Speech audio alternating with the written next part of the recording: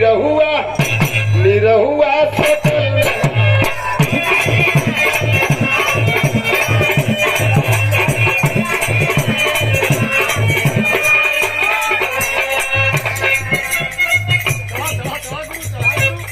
सुन ला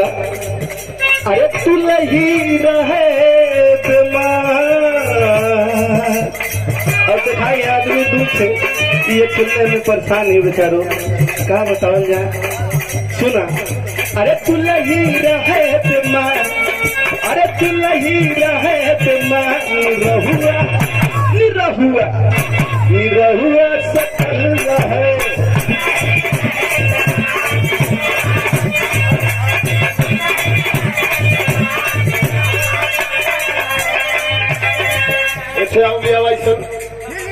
कहिया ले बचल जब तक देखा ताजा लेकर ले जवान को टटका बेचारा कैसे हो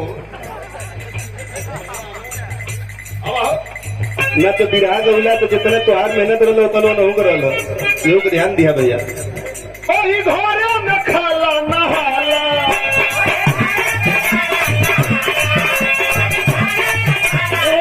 सुना बड़ा दोनों जने कभी से हिसाबत हुआ लोगन मलकिनो तो है कि मनिया सुना चाप दा तो बोल अरे निरहु होवे हमारा अरे निरहु होवे हमारा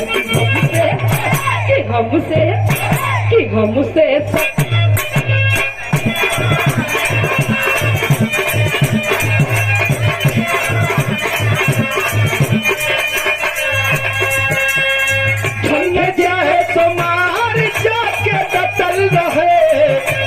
चाहे तो मार जाके डटल रहे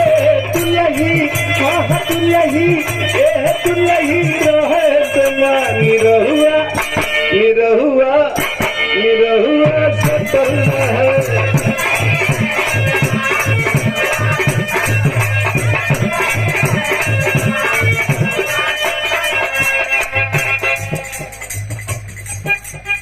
दोनों ही रहे बीमार निरहुआ